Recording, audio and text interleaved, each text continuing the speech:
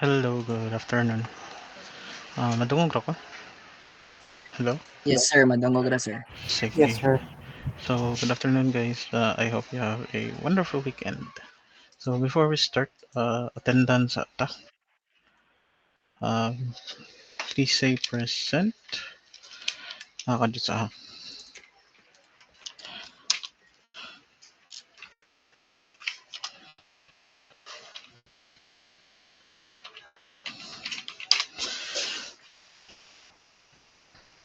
Okay, please say present or raise your virtual hand or say present sa chat box when your last name is called.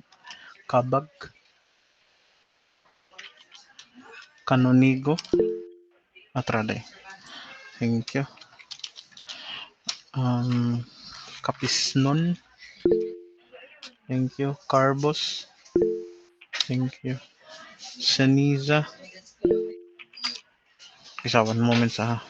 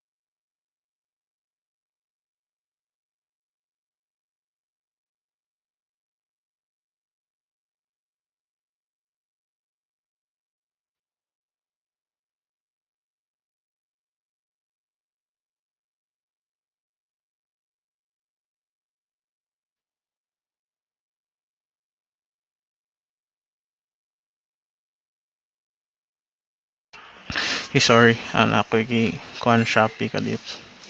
Sige, once again, Seniza, thank you. Codino, thank you. Dagle, wala pas Dagle. Excuse me. De La Victoria, Felices, thank you. Gabato, Genon, thank you. Hernandez, Ibarra, Libron, Lucero, thank you, Libron. Once again, Lucero, Mahinay, thank you. Mahusay, thank you. Mandreza,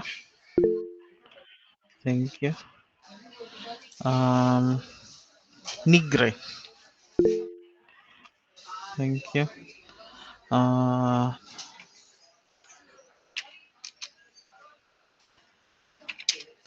Niadas, Omandak, thank you. Omega, thank you. Omectin, thank you. Swan,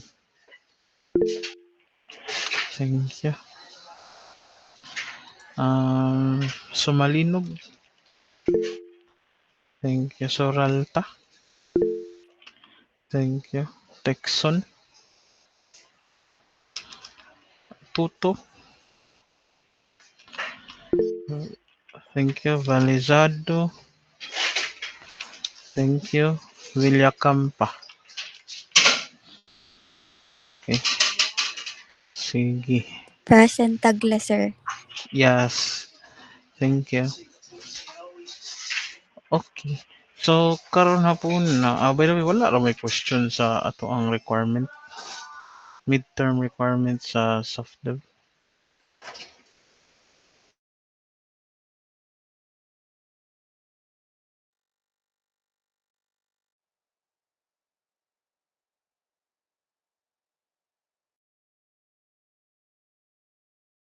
Okay? Ano Sorry. ko answer ka ng question, sir. Yes, Sa unsay question na to? pag-submit, sir, sa pag-submit sa katong file kay GitHub ba to, sir, or Google Drive? Kuan lang, wala pa manggod ko'y wala pa ko ka-set up og kuan sa Google Drive. As I mean sa GitHub, i-Google Drive lang tudlon lang ta mo unsaon. So, first and foremost ako sa explain ha kay wala man gud ko naka-explain ani sa atong requirement. Pero kung namoy link sa GitHub, pwede ra sad. Ang link na lang sa GitHub inyong i-send sa ako para adto na lang ko mag-open niya. Dili na lang ko mag-download. Okay. Okay, sir. Thank you. Egi. So, ako sa i-share balik akong PowerPoint kay kuan. So, atong gamiton na niya kato gyapon C# gyapon. So, I think um kay bawra man saon pagkuan ato. So, midterm requirement ato is simply you guys will create a tic-tac-toe game. I think you know how tic-tac-toe game works or saan siya pagduwa. So you have 3 by 3 board that you should kanang take turns to complete your dili characters but your pieces X or across or a circle. It should be in three or it should be in line. Three characters should be vertical, horizontally, and diagonally complete for you to win the game. So, obviously, the start of the game, you will have a menu part. So, the menu part should have the following four buttons. So, we have the start, help, about, and exit. So start is this is where if the person or if the player will click the start button, it will move to the setup menu. So unsa may makita na to sa setup menu. So this is where the players, player 1 and player 2, will enter his or her credentials and um, they are also instructed to select an icon of their preference. So pili ra sila ani diri. Then they should have two options as well.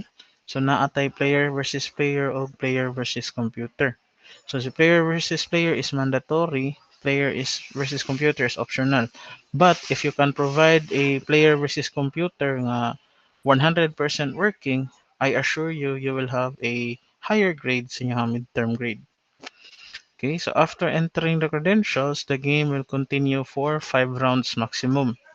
So the game should show which player won or won na nga WON na typo ni, and will ask if they want to continue or not. So as you can see here on the first picture, see kinsay nakadaog diha? Si Dimad ang nakadaog sa first nga round. So sa ikaduha nga round, nakita sa lower, si Josh ang nakadaog, and after 5 rounds ang nakadaog kay si Dimad. So I'll show you later the exact flow of the program. Nam ko'y, I think, nag-send sad ko og link sa inyo ha sa atoang GC for kanang example codes. Okay? So the help option or sa atoang from the start menu will show the user on how to play the game, explain the kanang flow of the program, explain the setup. So kanini tabuan is gi-simplify lang niya. So, tapulan kay ni si Ayan. So, kung ni project ni mo ni ay hanggi submit sa kuha. Then, for the about window, syempre, this is your details. So, na-picture ninyo.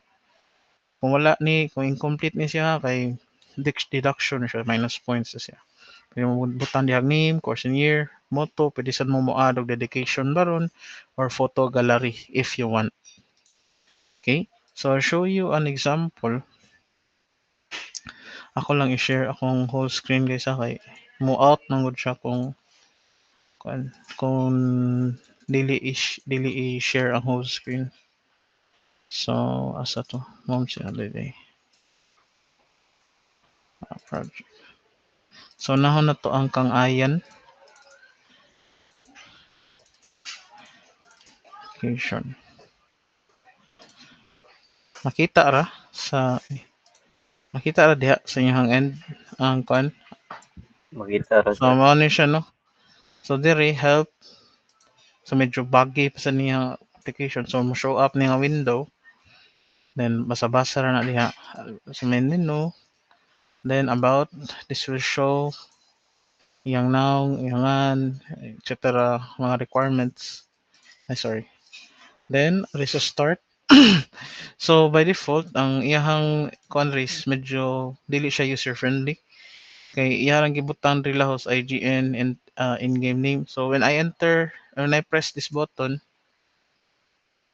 mugana gyapon siya. So, man akong giingon nga buggy.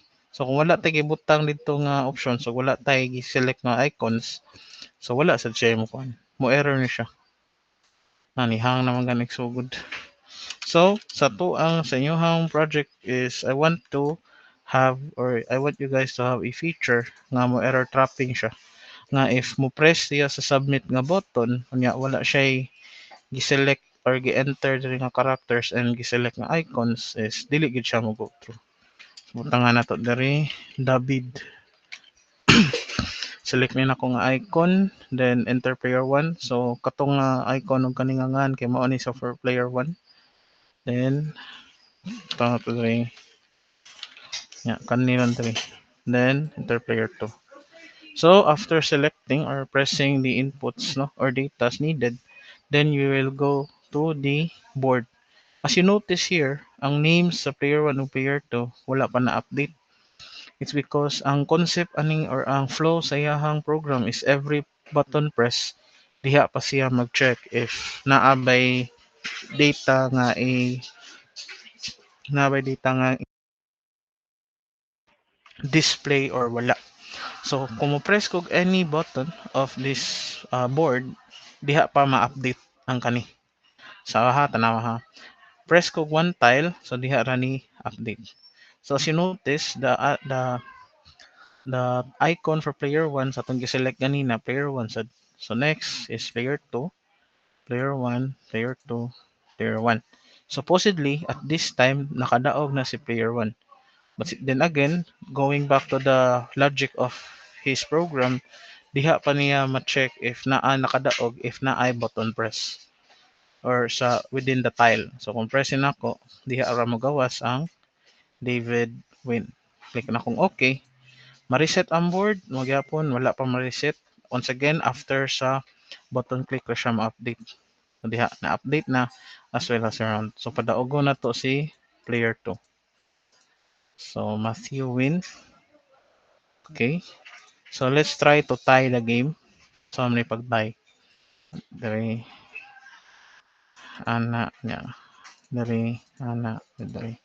So, obviously, it should also display a draw message. And walay ma-update sa round o sa point. Okay? So, dara.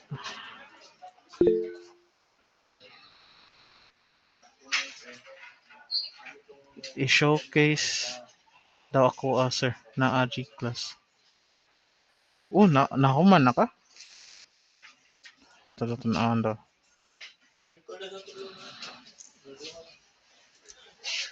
Ay, dula, good nimo, good Rachel. Ito daw ni tanawan daw. Sige, so. Sheesh. Amo na itong i-represent sa kuanday. I-represent sa itong kuansi nga na to. CPA challenge. CPA software.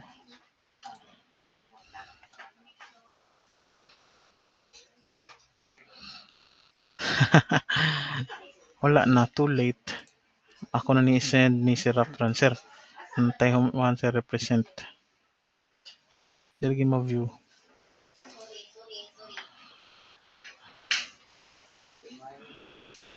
Ah,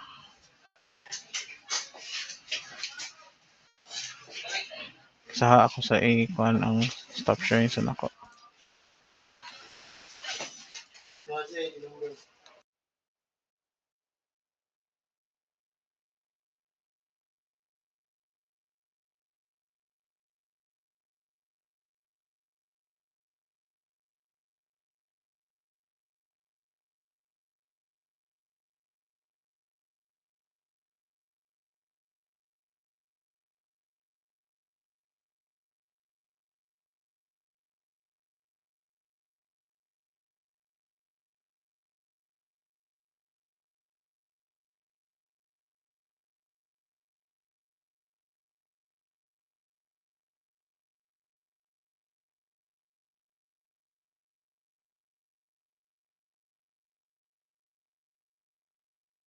Wala lagi diri ang exe file lagi.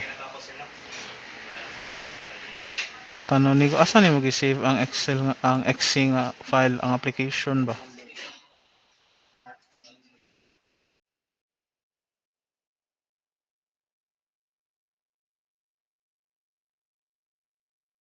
Naa sa other attachment sa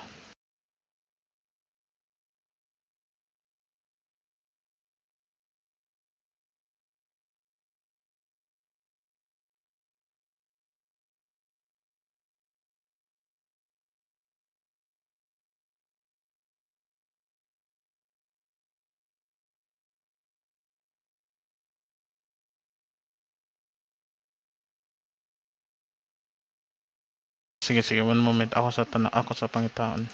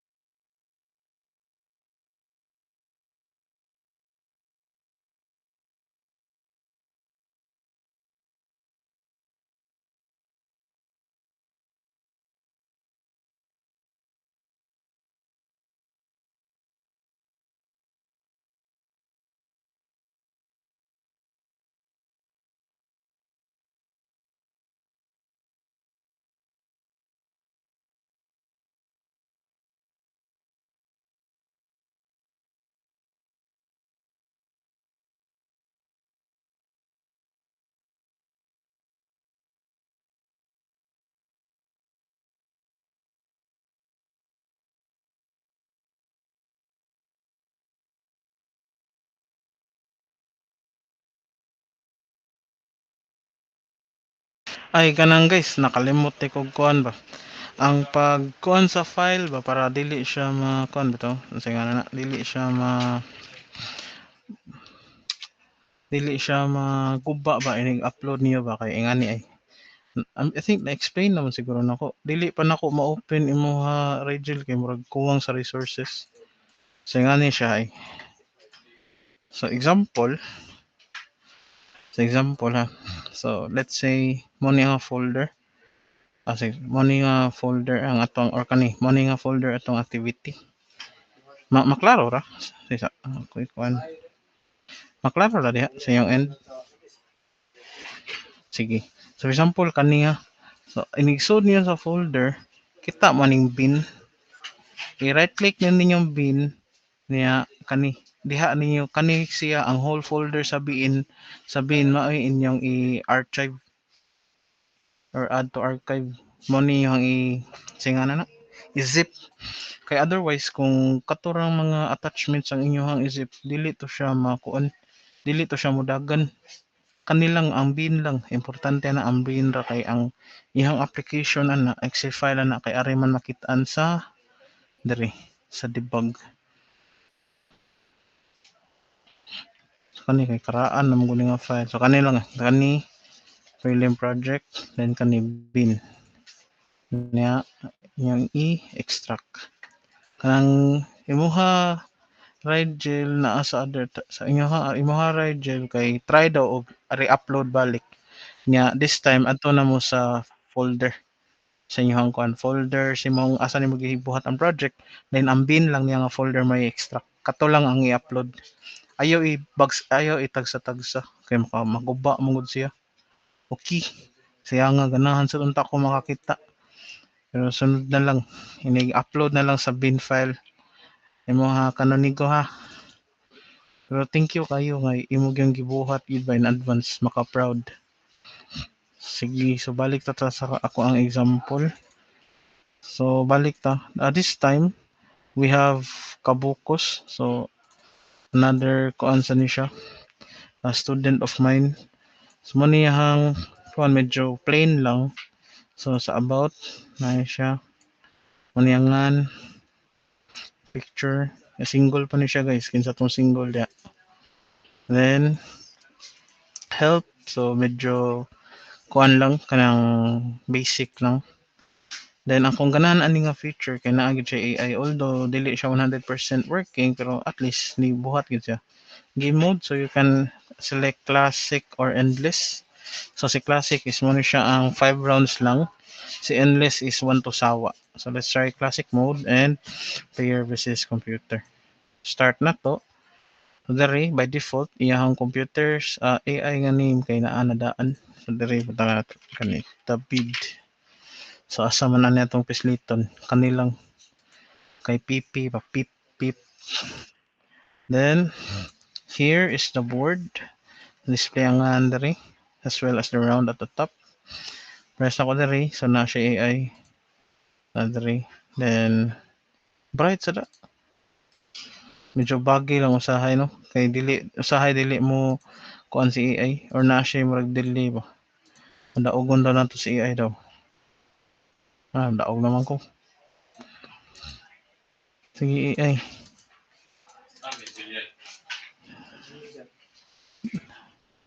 sige okay nakadaog na si AI padaogon nato atong self.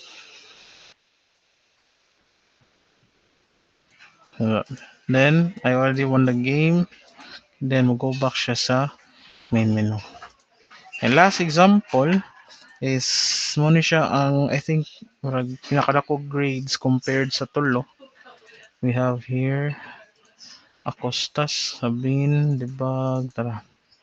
So ganahan ako ani yang application. Okay, thank you Rigel. Kuan lang palihog ra gud ko pislit ani sa i-send ani sa kuan. I-tag as comment sa ato ang Google Classroom kay basig malipat ko ba. Sige, so ang ako na tanawon later. So kani ang feature niya is kana wala siya katong minimize exit nga button. Unya okay, thank you, thank you. Thank you, Rigel. So kato walay minimize nga kuan like window gyud siya unya ang iyang ganahan sa nako ka feature adi kay iyang every time i-open ni nako nga window or nga application is mo center gyud siya. Pero medyo siyang nasa center. So ito sa help. So ganahan sa ko sa iyang help nga feature is tara. So nag-take make use siya sa scroll bar and instructions how to play the game na then napay tips gani and go back. So about so na siya iyang kuan. So single sa ni siya guys, engineer na ni. Maguwang pa ninyo pero kana pasig mo sukol to ninyo mga baby boys. So go back, start game. So diri makasuot diri David. Player to Matthew. Then start. Amo ni ang board. Ang kuan lang ani kay naay usahay dili ma-highlight ang button so nakadaog ko. Then si player 2 na sa natong padaogon.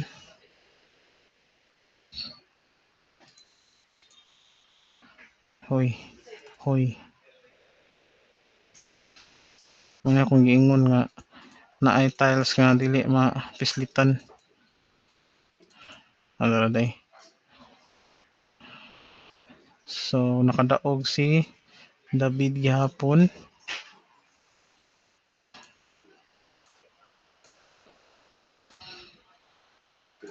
Kadaon si Mateo. Padaogon na sad nato si David para mahuman na ta. So David has won the game. Versus David, you are the winner since 3 versus 1. Then mag-go back siya sa menu.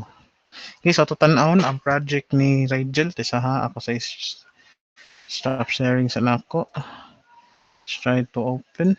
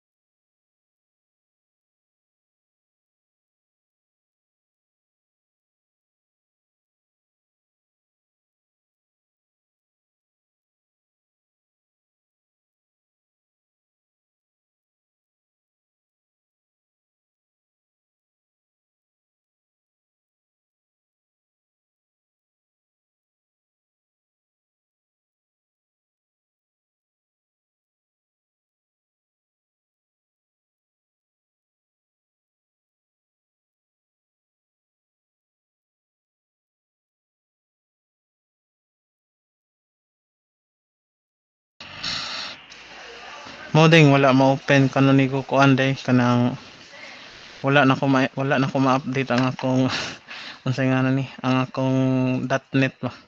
Okay, so mo ni ang application. So think it's good you're utilizing the icon, no, of the kan imuha ra ni icon or nanguha ra ka ni sa Google.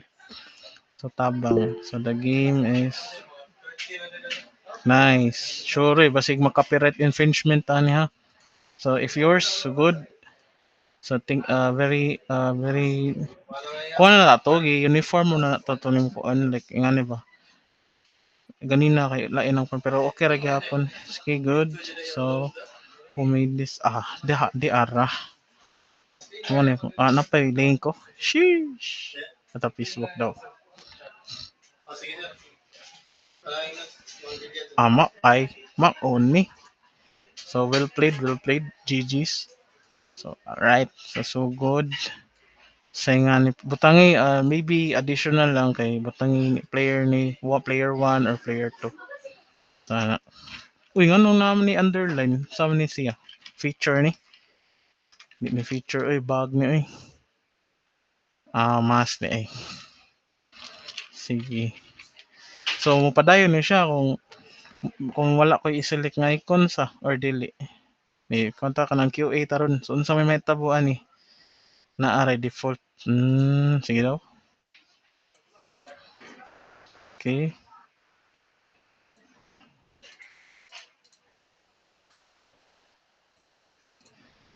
Kung ano na to draw. Draw na to balik kay nagbinugo man ta. Okay, good.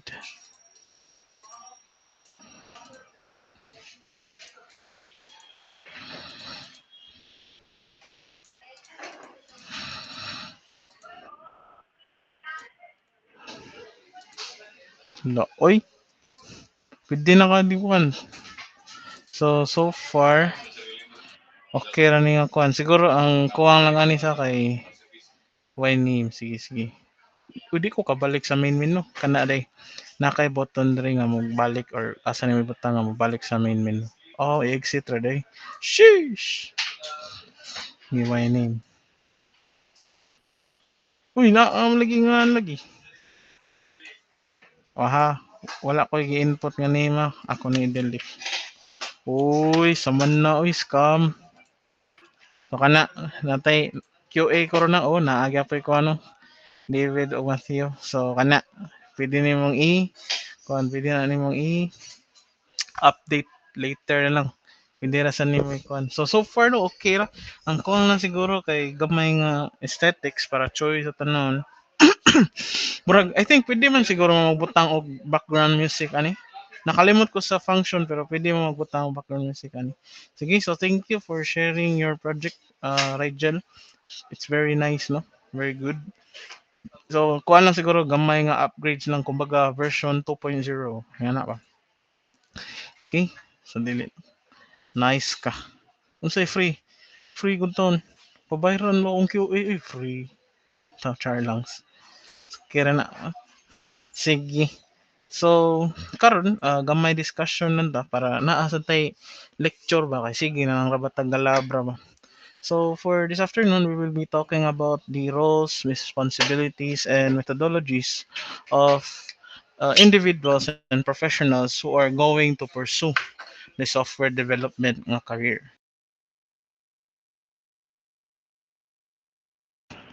So way back when I was still trying to apply as a software engineer, so I thought before nga kumingon kag software engineer all around na like tanan nimong buhaton sa software development is imuha ginang trabaho. But when I was hired as a technical specialist, that was the job description. My job title, but the job description differs from the software developer, from the software engineers, from the software analyst, data analyst, and so on and so forth. So today or this afternoon, we'll be talking those roles, what are those responsibilities, and some methodologies on how that particular job description is being applied. Okay, so let's have a reading first from our reference book. Now that you have your idea, it's time to assemble your team. In general, it is never good to have one person taking care of everything. First, it is very unlikely that someone possesses all the skills to bring a product through all the stages to life. Second, even if hypothetically such person exists, it's always good to have each person responsible for each part of the product so the same amount of attention is fairly distributed. So this statement somewhat relates to you guys. So muna this is already I already told you this before, particularly karon nga nag-take na mo og thesis or you're taking your sigara na lagi thesis lagi. So it is advisable if you are going to select or create a team, make sure that your teammate or not necessarily make sure lang pero it is much advisable or it is much more effective if your teammates compromises your weaknesses ay dili iyang dili compromise kanang iyang sulbad ang imuhang weakness ba. So let's say for example in your thesis right now there are you have in a group you have three members. So the first member should have let's say the first member's strengths is programming. Then iyahang weaknesses is documentations and software develop. I mean hardware development or hardware things or technical things. So si second member can compensate, which he or she is his or her strengths are on the hardware part, but medyo weak siya sa software part. Then here comes the third member. He's not quite in medyo middle lang iya his or her abilities is quite in the middle. But in terms of quality assurance, diha siya na excel. So if those three members are going to work well in a group, tendency or possibility is your project will be of success. Do you get my point? Or nakuha ra ninyo akong point, guys? Okay. So, well, this is true if you are working in a well-established company where all the teams are already in place and settled. But of course, it doesn't apply if you just had an idea and want to build a company out of it. In that case, you would have to be prepared in the beginning to do a bit of everything. So imagine that you're searching for investment. It is common that when you do such a thing, you already have some demo or proof of concept in place so you can show it to your possible investors. So, mo gyapon ni ma-relate gyapon ni sa inyong thesis nga mo nang magsigig ingon si Sir Rafran sa inyoha nga pangita mo og RRLs or related studies or related lit nga related sa inyong pipe title na i-present. Ni Okay, so going back, you cannot always ask me or your dili panelist, but your advisors nga, sir, unsay nindot nga problema or unsay among title buhaton. No, it's not as easy as that one, as like that. So you should make or you should look for problems that can be solved. Nga dali ra niyo masulbad and mahuman ra ninyo sa usa or duha ka semester. Paningkamutan usa lang ka semester para makuha gyud. Okay, so that means at some point you and your partners have to come up with a set of features that you felt important to show in order to catch the attention of your possible investors, along with some product design to make it appealing, in some actual implementation to show some interaction, so that they get a concrete feeling on what you want to accomplish. If you want your idea to come to life, the proof of concept and a running demo is of the utmost importance. Okay, I will stress this out. No, that proof of concept and a running demo of the is of the utmost importance, as it will show to external people how serious and committed you are to the project. So, in any case, this chapter approaches this topic as if you are working in a company where all the teams are already in place. We will guide you through the roles and responsibilities of each department, as well as to show as well as how to plan your project and all the processes involved. So here are some roles and responsibilities if musud na ta sa software development ng career path. So there are several roles that you can identify in most companies where software is a strong player. Most of the companies nowadays operate over the internet, so mostly sa akong nahibaw-an and mostly sad sa gi-share sad sa akong mga classmates sa una, most of silang trabaho is work from home. So kung kuan gani na hybrid setup pero it's not all the time nga mato sila sa office. For example, sa Alliance, kay I think moadto sila sa office twice or three times a week. Sa Accenture kay murag once a week raman siguro sila moadto. If software development ha, dili ka tong call center sa Accenture. I'm not sure with Kyocera, pero last na ko nahibaw-an si Kyocera is 100% work from home na sila. Yeah, moadto ra office if na ay meetings whatever. The same with Fujitsu. Although Fujitsu is gamay siya starting but once you are regularized and kana matagaan mo kan pag inigsugod gini mo kay i-train man sa kanilang nihongo. So after 6 months if nindot ang imong standing sa ilahang company, there are chances nga ilabay kanila sa Japan. Dili kay hatod ilabay gid bitaw. So asa na ta ato?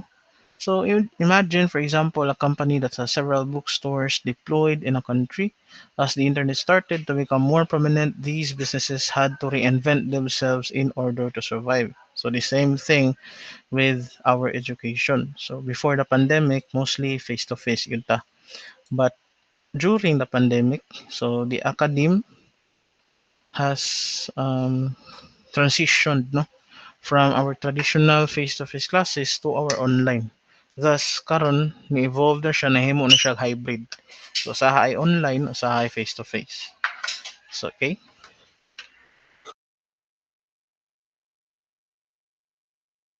So, a company as big as a bookstore chain already qualifies to have their own product and software departments with in-house solutions to overcome their challenges. So, there are some companies now nga mostly traditional nga face-to-face ni transition jud sila para dili sad sila malugi.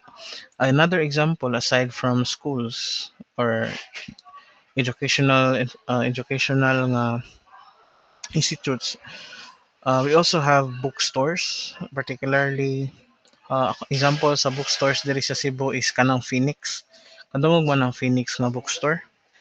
So diha ko nag-OJT sa una. Sa una before kay puros ra gid sila libro. But during my OJT days, nagsugod na sila og deploy og mga educational solutions. So what are examples of educational solutions? Nagbuhat na sila og they will provide a conference room na naay dako nga murag LED wall. Unya, excuse me, naa sad siya murag camera ba murag good for kanang online bitaw nga business meeting, something like that. Nga nagbuhat na sad sila og laboratory solutions wherein sila mo provide sa computer, sila mo provide sa software, sila mo provide sa technical support, etc. etc. Okay, so the idea here is to show that in general, the roles we are about to describe do not apply to software companies but to any company where software plays an important role in its business.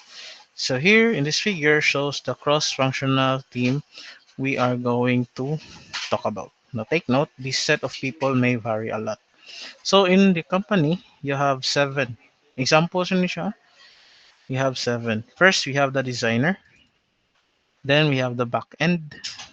We have the DevOps. We have the front end. We have the quality assurance. We have the project manager. And of course, the business owner. Okay.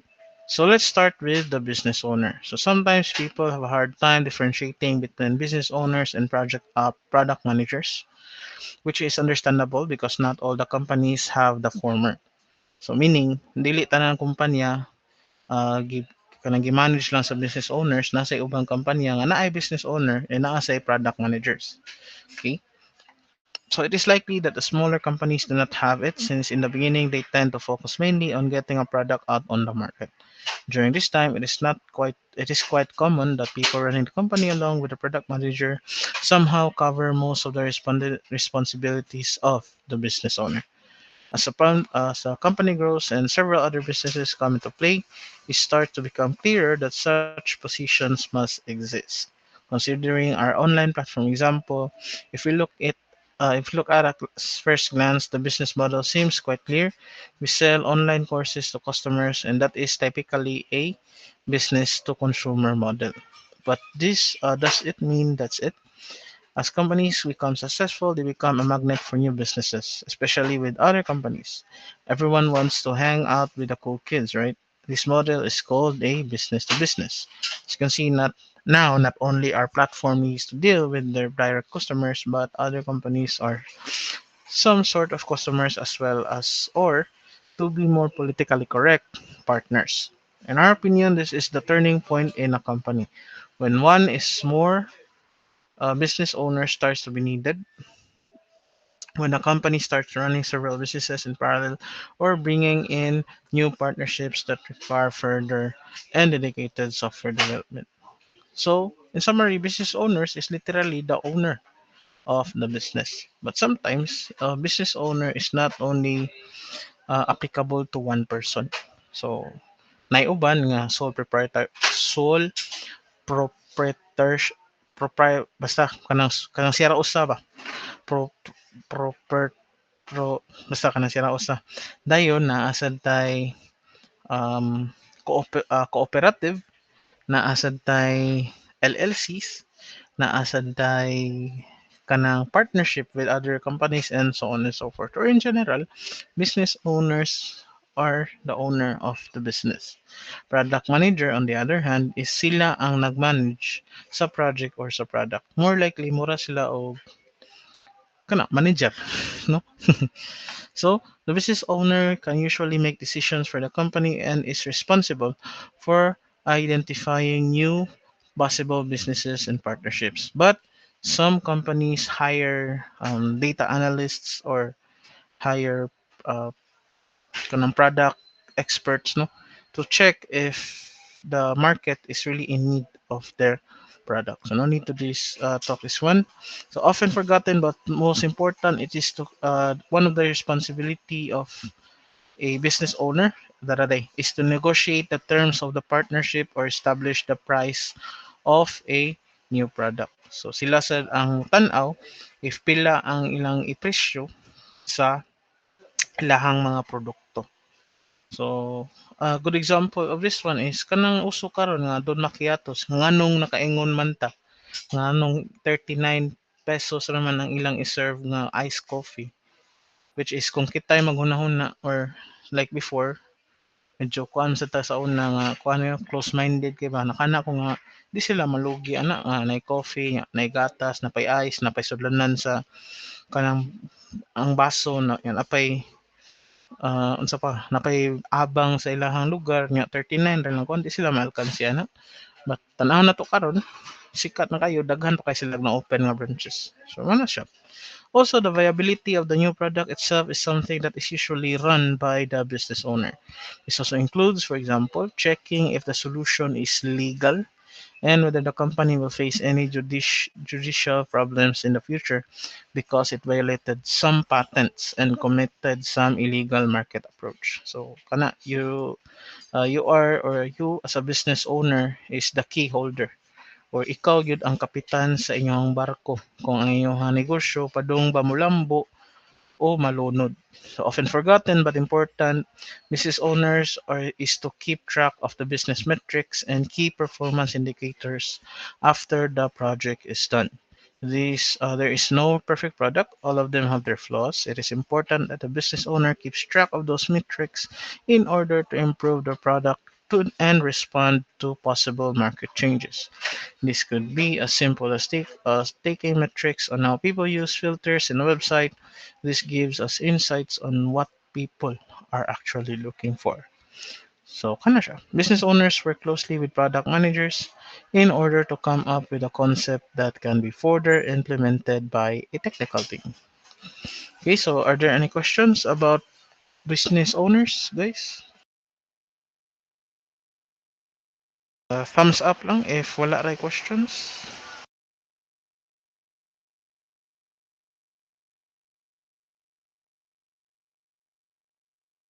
Okay, I guess wala naman tayo questions, no? Okay, moving on. Let's have the product manager. So the product manager can be seen as the orchestrator between the business owners and the development teams. Common tasks of product managers include prioritizing tasks, prioritization of tasks, supporting non-technical teams such as marketing and content, and gathering feedback and among other tasks. So project managers are also described as bingka. Nganong bingka man? Kay sila may masunog sa init sa management or sa upper management og sa mga employees. Sila'y maipit sa kung unsa man gani labad sa upper o sa middle. Muna makabantay mo, some of the managers, stressful gid kayong kinabuhi silang life. Sa hay gani, mga maniguwang na lang, bisang bata pa kay edad. Kunya, kana, worst case scenario, mga upaw. The project manager's role is important since they are responsible for translating ideas and concepts into products or features for the company. So, as they need to orchestrate between several teams in a company, it is often a stressful job. Every team in its own way thinks its requests are the most important for the success of the company and will push product managers harder until they get what they want. So mostly product managers, guys, I think this is one of the most stressful nga trabaho sa usa ka company. Kay siya man ang mo-manage tanan. Dili lang kay sa iyahang mga tao, siya sa ang mo-manage sa relationship kumbaga between the stakeholders nga part sa atong project. So if let's say ikaw mabutang as product manager, you will be tasked to make sure that your team, let's say nabutang ka og software development nga kon. So you make sure that your software developers, your quality assurance team, your marketing team, your HR, and the stakeholders relations is in balance or are communicating well. Kay as a product manager, you are representing the face of the company. Ikaw ang kumbaga ikaw ang mo represent sa inyong kumpanya ba. So it would be unfair for the company or for the name nga imong gidala. Nga wala pa choy-choy, pa chill-chill ka. As product manager, you should be poised. You should be calm, no? You should also make swift decisions or swift, not necessarily swift nga lahos-lahos lang, but swift and you think through sa gid ninyo kung unsa gid ang decision nga inyong i-take. Do you get my point? Okay, guys? Are you are you still there or nangatog na mo? Okay, so thank you, Mahusay, for the reassurance, no? Okay, so let's go on, move on. Project manager role is important since they are responsible mo to siya. Ikay mo translate sa ideas and concept into products or features for the company. So not all clients understood some of our technical terms. So most of them are need pa gyud na nimong i-baby para makasabot lang sila sa unsay gusto nimong ipasabot nga features and i-translate nimo kumbaga ang imong gustong mahitabo sa inyong clients. Product manager needs to possess several skills in order to successfully fulfill the role. Soft skills are important since they need to deal with several different individuals, but so are technical skills, as they will be the ones to define, at some extent, how much will be implemented and when. So that doesn't mean they need to have a background in engineering, of course, but they must possess a solid knowledge in technology in order to make quick assessments and provide fast answers to our stakeholders. Okay. So also it is the responsibility of the product manager to set a roadmap of the product. So they will be the one to prepare if asa padung ang ato ang product. So for example, let's try to look at some examples. So let's have Tesla. So unsa may product nga gikuhat sa Tesla sa una. So if you are into space exploration or the development of kanang spaceships under the Tesla company, ang pinakauna nilang kuan if nakakita mga to, ang pinakauna nilang rocket booster is quite robust, it's quite big, it's quite heavy, and it's quite in terms of material daghan kayo na consume. But karon ilahang latest version of booster is instead of multiple katong ako nakit-an is multiple nga brackets kato kay murag gamay na lang kay siyang gigamit, and knowing that that particular booster, the latest one, also helps develop the katong latest lang ilahang successful nga landing. Katabi itong if nakakita mo to nga ang robot ay ang spaceship kay gikuptan sa duha ka metal rods, murag metal cranes. So makaingon ta nga sayon siya nga feature, but sa ato sa engineering is medyo complicated gito siya kay it's I think it's one of the achievements of mankind, no, for the advancement. Okay, that's it for one. In summary, on a daily basis, product managers are responsible for writing user stories, which are brief descriptions of use cases, usually centered around the user's needs. Along with that, the acceptance criteria are also commonly supplied by product managers. They basically state how a feature can be given as complete. Usually, QA teams rely on the acceptance criteria of a user story to check if all the implementation is meeting the specified requirements. It's also common that in the end of the implementations and verification cycles, the product manager checks if the user stories are in fact meeting the requirements previously specified.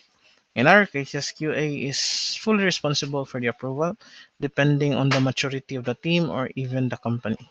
These processes may vary from case to case. Questions about product managers? None so far? I think none so far. Okay. So moving on, let's go to the designers, no? Depending on the user stories or features that come from the product managers, design might be needed. Designers are important because they are not only responsible for creating the interface users will interact with, but also bringing some sort of identity to a product or even a company to make it consistent among all platforms. They are somehow the bridge that connects the users to the technology a product exposes. Understanding how users interact with the product is some taking that into account in designing them is a responsibility assigned to design teams. So dili lang ni drawing ana sa designers. They are also the ones responsible for making sure that the design of the application is quite appealing to your users. The interaction with the product includes how people will use, or if the product is already out, are using the product. What can be clicked, transitions, stage, drag and drop functionalities, and so on and so forth. Consistency between elements is also something to consider. All clickable buttons share the same color or shape. Some examples of elements where consistency is needed are a heart-shaped button of something that can be liked, a plus sign for adding something item to a list, and arrows navigating through multiple input forms. So mostly these are some of the elements nga makita nato, no, bisa ato ang mga applications nowadays. So sa Facebook, maura siya sa TikTok o sa Instagram, maura siya og kuan na heart, and most of the platforms is naanay reels. Kabantay mo sa Facebook na anay reels, si YouTube na ay dili reels but shorts, si Instagram murag naam sad siguro na reels. Si TikTok mostly kay amot lang matawag ba nag reels but short videos man kasagaran ang sa TikTok, no. I'm not sure if pila na ka minutes maximum, 2, 5, I'm not sure. Okay. Design teams work very closely with the development team, obviously, in order to assess and what is viable for implementation. How long will it take? Whether some waiting animation is needed when server-side calls are made, etc. So this is quite relatable kay sa una may ganito nga mo ang project is dili kay siya ingon nga kanang sophisticated kayo ang ihang UI ba kay ang katawang project is most of the users are old people from Japan kay Japanese na-under mo kog Japanese nga project, so dili kay siya pareha karon nga murag daghan bitaw kay pachuy-chuy. So simple ra kaayo. So mahug mi ato nga wala gid may direct nga designer sa mo ang team. So mostly back end ra gid puros. Considering that nowadays every product is multi-platform. Do you mean by multi-platform? This refers to different browsers, mobile versions, and different screen sizes and mobile applications on different operating systems. So it is a challenge to keep the product consistency as design might go against the operating system guidelines. So which can often result in application being rejected by some vendors. So a good example of this scenario will be the Huawei. So the reason why Huawei was being pulled out from the US is that of the unsa man malicious nga kanang pag-gather og data sa mga Huawei phones padong sa China. Mao na ang US ilan nang gi-ban ang Huawei phones. Ya, karon lang si Huawei pod is naka-develop sila ilahang kaugalingong Huawei operating system.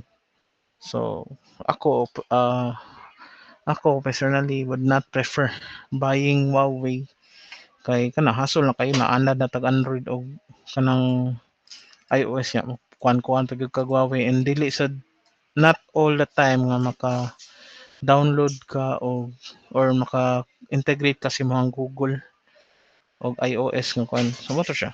When talking about designs, two major terms often appear. We have UI and UX. So UI refers to user interface and UX refers to user experience. So when we say user interface, it is how the screens that will be represented by your product to your users look like. So unsa iyahang naong. User experience, on the other hand, refers to the experience or refers to the manner how your users interact with your application. If tanaw sa user nga, uy, batia sa daning inyong application ay kay dili dayon makit-an ang X nga button or dili ko kay ba unsaon pag add to cart and so on and so forth.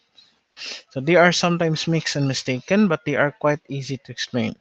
UX focuses mostly on the interaction the user has with the product and when something can be clicked, feedback to the user for some actions is required or finished, etc.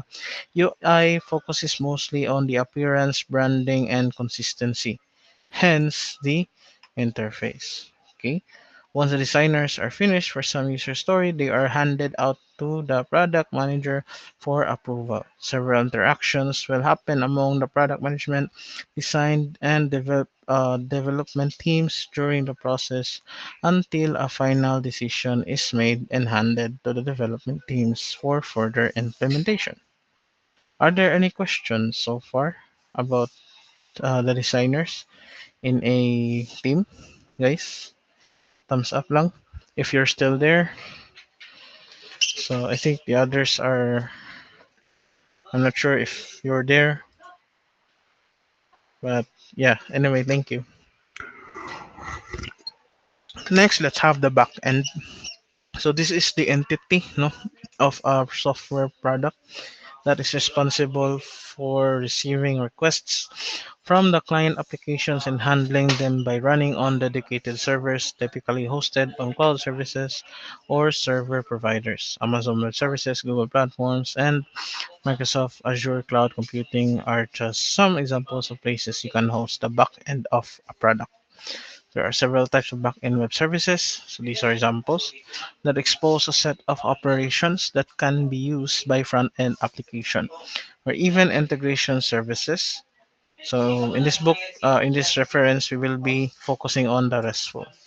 RESTful web services is nowadays one of the most popular because it typically relies solely on the HTTP protocol, having no other complex layer like WSDL and SOAP do. It's very simple to understand and implement before more of what will be covered later in this book.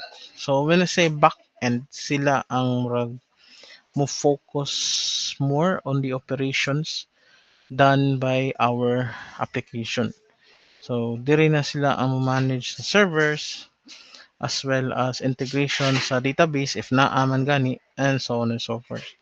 So the said back-end teams focus on exposing operations to the front-end applications can retrieve, store, modify, and delete entities of an application. So going back to our online course platform, back-end teams implementing it would come up with endpoints to list and filter courses, start courses, and do the quizzes, change their answers, and remove previous answers. So katuning example sila ang kumpanya. So when product managers comes up with the new features of or stories, usually the first implementation is done by back-end teams since they are required by the rest of the product to fulfill the story.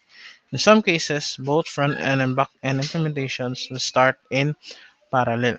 So meaning since there are tasks that can be done without a back-end and such as implementation of the screen that later on connected. So si front-end or si back-end, more likely these are the guys who will be working with together. Like parallel silang nagbuhat or nagtrabaho. Backend engineers are often challenged when implementing backend operations, mainly on performance, because the performance of the application depends also on the technology that is being used with the application. So this is due to the fact that the backend needs to deal with a large number of requests at the same time, as all applications will be pointing on at it. Optimization is a big topic when designing back-end endpoints. How to fetch data, how to organize data, and making them in a way so that they can easily cope with future changes, and how to integrate with external services, caches, databases, and etc. Okay, so another topic that the backend has to take care of is authentication and authorization. So nasad sila security. Kumbaga, no? Since they will be the ones managing some of the servers, man. Public versus private endpoints, user roles, and so on and so forth. When the application exposes some sort of online shop or subscription-based service, the backend is also responsible for handling the payments with the payment service providers. Also common nowadays receiving receipts from mobile stores. For examples, validating those receipts and acting accordingly. This means that often backend services work with other backend services. This is often referred to as server-side communication or server-to-server communication. Right, so that's it for the back end. So katong mga hilig kayo magbuhat og database and to those people who are into the managing of communications between server to server and so on and so forth, creating authorizations and whatnot. So back end development is for you. Front end is front end application of a product is the one that is visible, no, to the end user. So you are the ones coding the design of the program as well as the interaction of it. When we refer to front end, we're thinking of a web application running on a web server. Even though that's true, any application that exposes a graphic interface or even command line interface can be considered a front end application. In general, we can consider a front end application a piece of software that runs on the client side. So this includes not only web applications but also mobile and more recently TV applications. Okay. So in the context, okay, we prefer front application. We'll be mentioning web applications running browsers using JavaScript, HTML, and CSS. Okay, so we can split the front end work into two modules. We have the representation and we have the logic. Representation is what the user sees, the interface, the design of the interface, how the elements are rendered, and how to interact with them. Logic is everything else what makes it an application. So the same thing with sa tua sa C Sharp. So representation is katong design sa inyong boards, while the logic refers to the interaction. So katong button click, um, cursor, mouse hover, and so on and so forth. Depending on the size of the team or company, there might be people dedicated to a specific front end task, such as people that are only doing representation using HTML and CSS, as well as people only doing the coding in JavaScript. In startup companies, this is very hard to find since this is usually not enough work for these positions to be separate. So, kabantay mo, if puhon ni-graduate niyo, kabantay mo, some startup companies would really take advantage sa mga fresh grad. Kay kana ang meta to web developer ya HTML, CSS, JavaScript ya fresh grad imo sweldo na kay let's say 25. But supposedly HTML, CSS o si JavaScript, si HTML, CSS pwede na sila magkuyog. Si JavaScript is another topic or pwede na sa daan nga tao ana. So munang most of the startup companies or not even startup but most of the companies would prefer to hire kana fresh grads kay kana advantage na sila kay gamay lang sila magasto in terms of kana manpower sweldo sa inyo. Okay. So to summarize, front-end teams are responsible to implement the interfaces and the logic of the application that interacts with the users. Usually, this is the last development step for most of the user stories or features. After implementation, the tickets are handed to QA for testing, where they can bounce back and forth until the acceptance criteria are met. It is also quite common that during the implementation step, further back-end development is needed. Sometimes the clear picture can only be seen after things are actually implemented. So kani siya nga statement. It is also quite common that during the implementation step, further back-end development is needed. It's because dire na magsugod ang traffic sa users. So tendency is sila mo manage if ilang server is capable of supporting multiple or thousands or millions of users. So depending gyapon sa ni siya sa technology nga gigamit ug sa mga protocols and APIs nga gigamit nila. Sometimes the clear picture can only be seen after things are actually implemented. Even though this is accepted in general, lessons must be learned from such experience as they are mitigated in the future. Teams grows in experience by working together along with product management. Back-end changes during front-end development stop becoming a tendency. Okay. So moving on, let's have QA. Pila ni kabuok? Duha na lang. QA and DevOps. So QA is responsible for making sure everything that gets to the end users meets the requirements and is working properly. While this can be the definition of QA, the quality is a product starts in early stages of the development. During development, several types of tests will be written, such as unit tests, where components in general will be tested in an isolated manner, integration tests, where several components are tested to work together, and also functional tests to check if requirements are met given the acceptance criteria. So, in summary or in general, QA is what I did with the product or the project of Rigel ganina. So I tried to check if naabay mga bugs nga need niyang which we determine nga na ay gamay nga bugs but not necessarily dagko kayo but naagihapon. So mo gibuhat to ganina no. That's a work or money job description sa QA. The structure of QA departments also depends on the size of the company or even what they are doing. So, for example, there are companies where the development teams are fully responsible for the QA. In general, even for startup, it's quite normal to have dedicated people doing manual testing to make sure everything meets the requirements. So, muna among gibuhat sa una sa katunaa pa ko sa Alliance. But na ay QA, but ang mumuhatan na to is before may mo submit sa QA, we will make sure that we did some testings. Yahay king QA sa, nag-abot sa ilaha, kaya wala na problema. Lang joke lang ito. So, kato siya. There are also a lot other types of testings, but from our experience, they are not found within QA teams, but rather within development and operation teams or DevOps. Some of them include stress testing. So we did this one, making sure the system performs during heavy loads. So gitestingan ni namo nga sa ako ang usa ka kauban hapit niya ma-delete ang whole server.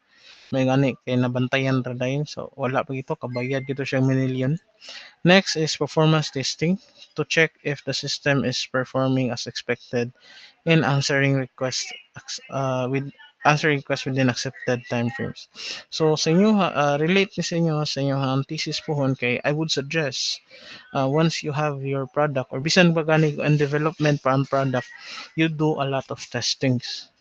Kay diha man sad nila ma-determine sa mga panelists ninyo nga working jud ninyo ang prototype nga ma-consider nila if kana naa ba mo'y foolproof ba ang iyong product or project. Okay, is it quite normal that during the testing phase, QA will pick up some issues with the feature? For example, something in the UI that is not optimal or some behavior that is 100% correct. In most of the cases, it is up to the product manager to decide what to do. Usually, two possible outcomes can originate from that. Either the feature gets rejected and it's iterated from the beginning, passing by all the necessary stages, or the feature gets released as it is. But further development or optimization will be considered in the next versions. So, then last, we will have the DevOps or the development plus operations. So these people are responsible for the operation aspects of the development and infrastructure. This means they're responsible for building the continuous integration and continuous delivery pipelines, managing the servers, performing migrations, and doing the actual deployments. So sila ang mo-deploy sa mga products or projects ninyo once nga ma-clear na sa QA ang inyong project. This is quite a technical role. In fact, in some companies, the development teams are also responsible for the DevOps role. Again, it will always depend on the size of the company, how often they deploy, and how they operate in general. So this role is often mistaken as system administration. So lahi ang sysad ha sa DevOps. Though they seem the same, they differ quite a bit. Although in some companies, the same people can perform both roles. DevOps are more focused on the development and delivery of processes of the software rather than making sure the systems, even unrelated to the project in general, are operating under normal circumstances or conditions. So DevOps is responsible once again for the development and delivery processes of the software. Dili ang system admin. Okay, system admin also deal with all the entities to keep the company running. For example, the office network and internal systems used on a daily basis. So muna ang system ad sila ang technical sa mga hardware components as well as the internet connection. Another another term for system admins are our IT help desks. Okay. Are there any questions of the seven examples of um, seven examples of roles and responsibilities nga inyong pwedeng kwaon pohon sa software development career path? Any questions? None so far? Ayo. Okay. So I think no questions so far. So let's have a break lang for a moment. Please be back by 2:45. Okay? So thank you. See you guys at 2:45.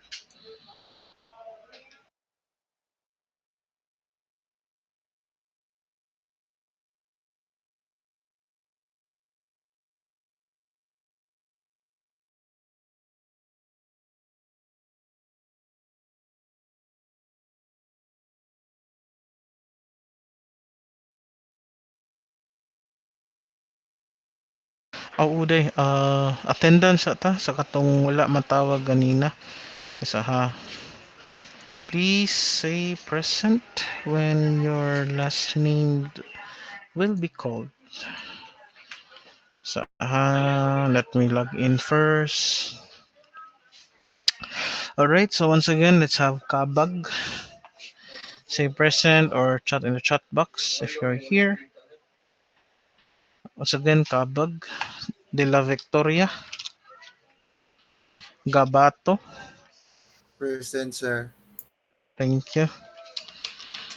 Ibarra.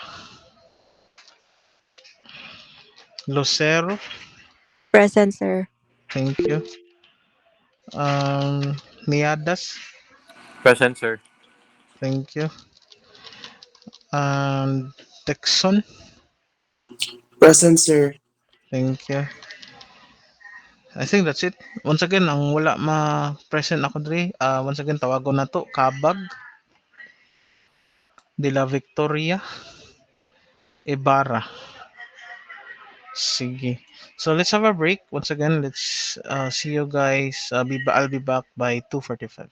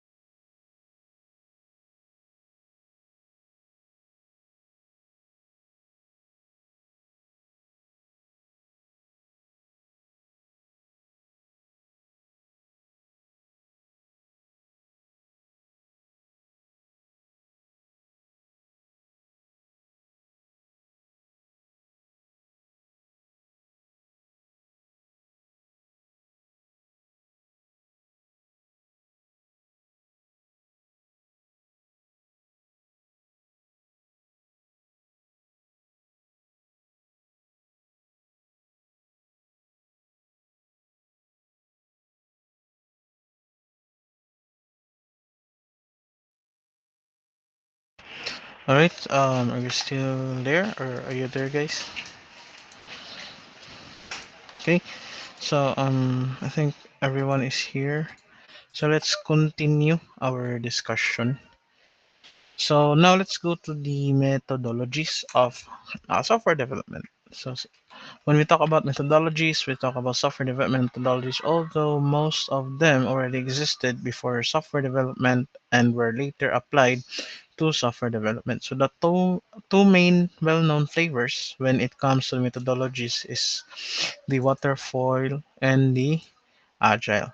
So this chapter will focus on agile development since it's the most popular and flexible nowadays. And also the agile development is the most being used or mostly being used in the software development industry until today. So, but we feel that it is important to provide you with a rough comparison for you just to understand where both of them stands.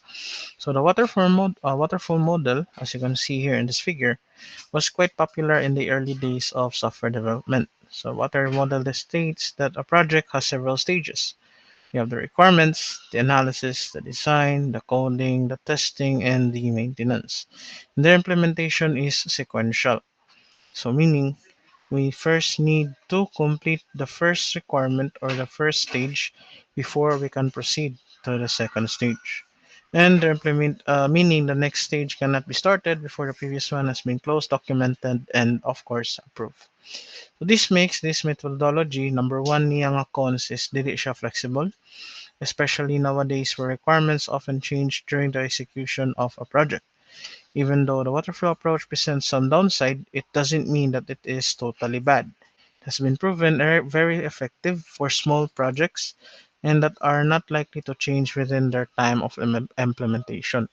So, sa may examples sa mga projects you think na ma-implement or implemented using the waterfall approach.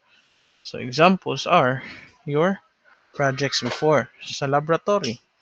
Katong inyong project sa C, sa C++, karon yung project sa C Sharp, ay katong C Sharp yung sa una nga command prompt and so on and so forth. Okay? So, as compared with the waterfall methodology, here comes agile. So agile development relies exactly on the changes or relies on the statement. The only thing that is constant is change by Heraclitus. So muni murag context sa agile development. Requirements are not unchangeable. They can be altered at any time. If everything always change, we can afford building software without feedback until its testing phase. So therefore, the most important principle of agile is that we want frequent software deliveries. So aka most of our software right now are in need of updates. No? So muna agile, natay updates and so on and so forth, natay mga bug fixing, etc. etc. The faster we ship software to production, the faster we get feedback, and the faster changes can be applied if needed. Seems like chaos at a first glance. Something is being implemented, then changed, then implemented. So when does it end? When the design phase, when do we test it? Actually, in the agile approach, software development goes through all the important phases because in the end, we are building serious things. Even though the processes and phases of agile and waterfall seem similar at first, there are two main points what makes them different. First, agile states the requirement can change at any phase of the project and reiterated and refined as the project is ongoing. So sa agile development diri ka makasugat og mga clients nga let's say naa ka sa designing phase or si designing phase sa imong project. Yan siya nga ay dili ko ganahan sa design, ganahan ko og kanang very cutesy, very demure nga design. I want it to change. So sa agile development diri sa design bandaan nagsugod na mo og change or nagsugod na mo og update. And the second is Agile starts delivering in early stages, and this helps to identify possible issues and fix them while there is still time, hence minimizing the impact on the whole. So moto siya. Dili na natin basahon. So in order to implement agile, a cross-functional team is needed. What do you mean by cross-functional? So it means that for that specific project, there's a team that is responsible for all the stages of the project.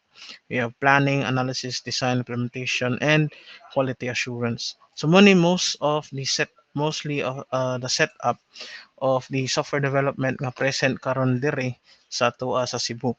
The roles and responsibilities of the cross-functional team members may vary according to the specifics of the project. Ang katong amuha kay naami sa implementation nga part. And all the members of this team work closely together and reiterate the project frequently to adapt to the changes and act quickly if something isn't right. All the stages previously mentioned should be implemented in a time box approach, typically a few weeks, where the main goal of the end of each iteration is to have a working version to show to the stakeholders for immediate feedback.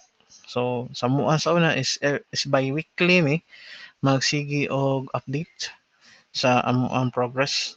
Nga mostly sad sa amo ang project, ang among backlogs dito should be accomplished within 2 weeks or a week gani. Yan nato ka sa 3 days ra. So overtime malala. Pero may gani wala ra matibay. So through widely popular frameworks that implement the aforementioned agile patterns is the Scrum and Kanban. But unfortunately, sa MUA before is wala mi nagamit ani. It's because dili web-based ang amo ang project. So pareha C Sharp, Visual Basic among project ato. Unya for updates is mag pull push rami. So katura lang kuan source tree instead of GitHub. So source tree ang gigamit. So first let's have Scrum. If you do have to evaluate Scrum framework from 0 to 5, where 0 means do whatever you want and 5 means realistic process, what give you a 4? Scrum prescribes very well defined roles and strict rules. So implementing Scrum by the book can be hard, complex, and energy consuming task. So I'll show you guys next meeting an example of a Scrum, but I think some of you guys already are familiar with the term, particularly katong nanarbaho na sa web development. So this is a framework or an online framework nga si product manager or si project manager will assign you guys in teams. So ihang naon kay mura siya sa to. Ingani ba? Ingani. Scrum Sprint board. So ang kaning Scrum Sprint board, this is the dashboard. This left part here are the tasks. Then dire is to do. So unsay buhaton. So nasa yung mga tao nga nakabutang diri na-enroll ani naman yung mga task niya. In progress unsa na nga mga task ang gibuhat niya kinsa mga tawhana ang nagbuhat and si done is kato na accomplish na kon. So yung ana na ang concept sa Scrum. Okay? So asa to? Okay, so muna siya by the book kayo ni siya nga approach, medyo hard, complex and energy consuming since need niya or mo follow gyud siya strictly sa process. So we've worked in different companies as we've been in several software development teams. We visited startups and big corporations, and we've talked to project managers and developers from all over the world. We have never seen a pure Scrum implementation exactly as it is described in the books. So every team has to adapt the process, the needs of the team, to the business models, to the nature of the product, and to the culture of the company. So what is exactly that complex framework that is so difficult to use by the book? So the main principles of Scrum relies on this. First, cross-functional teams. You will be working with a lot of different teams. Time box iterations called sprints. So naatay time frame, product roadmap, product backlog, sprint planning meetings, retrospective meetings, daily stand-up meetings, task estimations, burn down chart analysis and velocity calculation, as well as Scrum Master, Product Owner, and Business Owner roles. So, munang lisod ka siya, medyo labad kini siya. Okay, so another methodology that we should consider when we will be working in a software development company is cross cross-functional teams. So has all needed skills to complete the work. So what are the needed skills? So this depends on our project. So for example, if the team is working on a web application, obviously you need to have a design front end and back end part.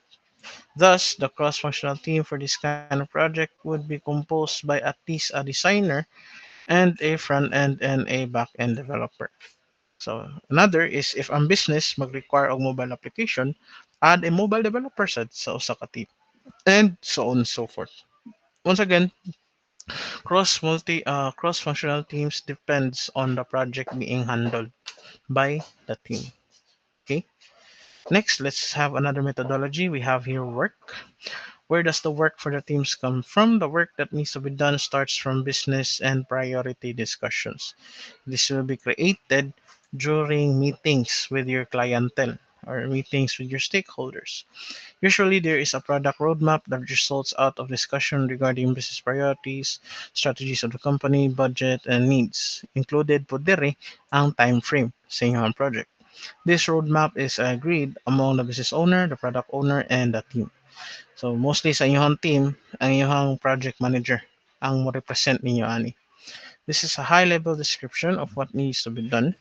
It's up to the project manager to split the work into smaller chunks that can be implemented during the next iteration. So when I say next iteration, this means for the next update of your project or if na ay mga bugs, so kana siya. This is a high level description of what needs to be done. It's up to the all the work needs to be done in Scrum is put into the backlog. So muna yung kasagaran na mong line of work before when I was working in Alliance. So most of my job is working on backlogs. So kani mga backlogs kay kuan na ni siya. Like na ay bug nga makit-an si user or si client sa iyang ipa fix or if naa siya gustong ipa-update siya or particularly things that needs changes mo na backlog. So there are two types of backlog in Scrum. We have the product backlog and the sprint backlog. When we say product backlog, it is a list of prioritized features to be implemented or bugs to be fixed in the product.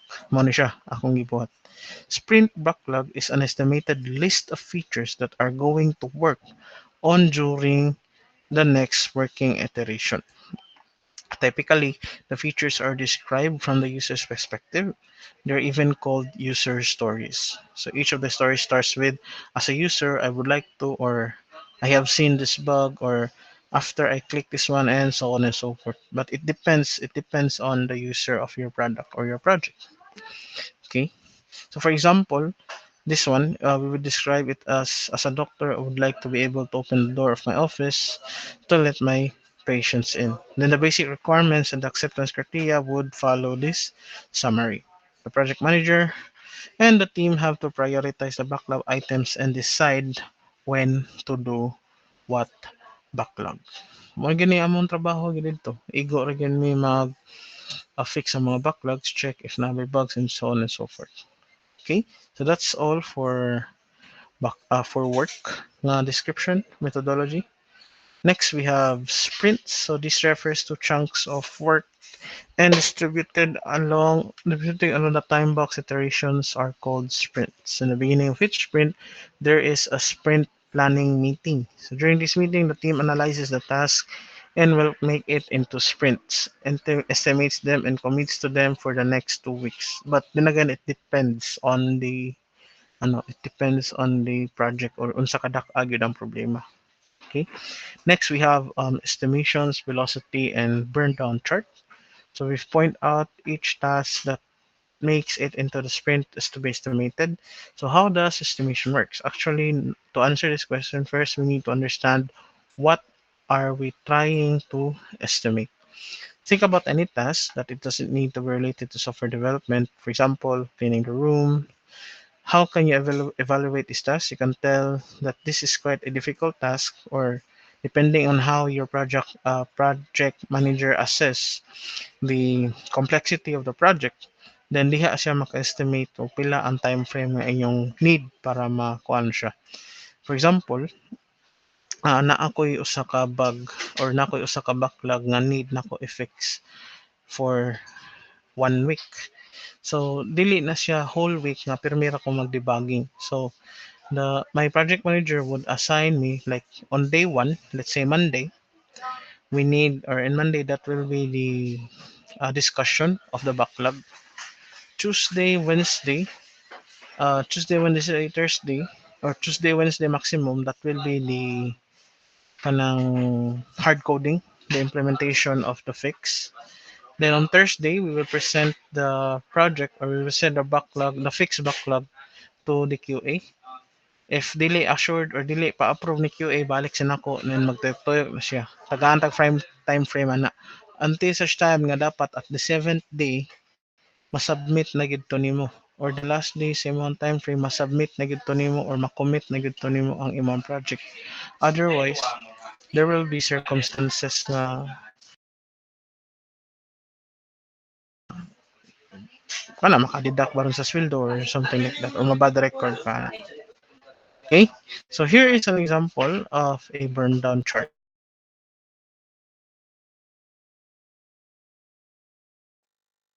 that establishes the relationships between amount of committed and amount of completed work. So ideal task remaining will be the straight horizontal line, I mean vertical line, diagonal di ay, and the actual task remaining is kana unsay mga task nga gipang trabaho sud sa pila ka days. As you can see, tinapulan sila procrastinate until the third day, then gilihok ang 20 ka buktas pag fourth, ya naning kamot or nagnani siya until the seventh, nga nilaylo man ni Saka diri. Then until such time nga wa gid sila nagkaabot. Okay? So next word or methodology is the meetings. So meetings is wala siya kasagaran happens when you are going to talk about with your stakeholders, with your business owners, with your project managers and so on and so forth. But mostly you as a developer, if like first kanang first job gini mo or you are still in the entry level nga development, you will be doing meetings with your project manager instead with the business owners. So during the sprint planning meeting, the team and the product owner decides what tasks will move from the product backlog to the sprint backlog. They also estimate the task and stop moving them with the amount of units reaches the average team's velocity. In order to keep the team focused during this team, the sprint goal is defined. Okay, the sprint starts right after the planning session. The team works hard to achieve the goal and to complete all the stories to which they have committed. So every working days from the daily scrum meeting, during this meeting, each team members talks about what was done yesterday. So kung updates lang kumbaga kung unsay nahuman na. Okay? Then once the sprint is over, it is a good idea to analyze whether or not it has been successful and understand what made it like that. So the sprint retrospective meeting exists exactly for this purpose. So during the meeting, the team reflects about these three things. So first is what they believe went well. So unsay may tan-aw ninyong goods kaayo. Next is what they believe didn't good well. Unsa may go that well. So unsa may mga medyo bati siya og output. And what can be done to keep the good things and prevent the not so good things. So kumbaga unsay mga actions nga inyong bagabuhaton para dili na mausab ang mga sayop, no? So kuan gyud lesson learned na gyud siya pirmi, it's a cycle. If na ay mga issues, then find solutions para dili na siya mo come up in the next na sad nga creation or development. The retrospective meeting should end with several action points. So unsa ng action points? So these points must be visible to everyone, have a responsible person assigned, and ideally a deadline. During the next retrospective, the team will analyze the progress and the action points from previous retrospective meeting. Okay, another topic or another word that we should be acquainted with is backlog grooming and backlog refinement are the types of meetings that aims to making the backlog clean. So if you say making the backlog clean, wala na yung maabot nga backlog sa inyong office or sa inyong department. Kung naaman lang gani, updates na lang. During the backlog grooming sessions, they are metaphorically grooming the backlog. With time, its items become obsolete. So if you see something sitting there for quite a long time, it might be a good candidate for deletion. So if tanaw ninyo nga obsolete na siya or dili na ka siya needed or that particular feature or outdated na siya, so might as well delete it to reduce your memory usage sa imong kuan and to reduce sa gasto pod sa iyang clientele. Demo meetings might be public to the entire company and their purpose is to show what has been done during the last iteration. So mo ni ang kanang murag updates kumbaga. Okay? So I will continue the discussion next meeting na lang. I have things to do po sa diri sa office. I also uploaded a activity sa ato ang Google Classroom to be answered today. So, kuan to siya, kanang copy and answer sa yellow pad lang. You can submit it within the week if mangari mo sa school. If dili na ninyo madala ari sa school within this week, so maybe after or next week na lang during the face-to-face. If na may face-to-face karon na week, mas maayo masubmit na ninyo. Okay? So, that will be all for today. See you guys next meeting. Bye-bye. Amping mo. Thank you, sir. Bye, sir. Yes, sir. Bye, sir. Bye, sir. Thank you, sir. Lain na ninyo Thank you, sir. maningog raman mo goodbye na. Nalain nagikuan na inyong kuan na. Char lang. Ito, Di bye kay lami guys. kay paminawan mo tingog good, sir. Good. Los. Ito, sige. Ay, kung Bye may guys. ma-interrupt, sir. Yung ikog siyang baga. Sige guys, say bye. Amping ma'am, amping. Ay, kuan day, Bye, sir. before mo manglak ka, wala ra may question sa inyong kuan, sa inyong consultation sa thesis ba? Sige, wala raman siguro. Sige, bye-bye. Chat lang mo. Bye guys.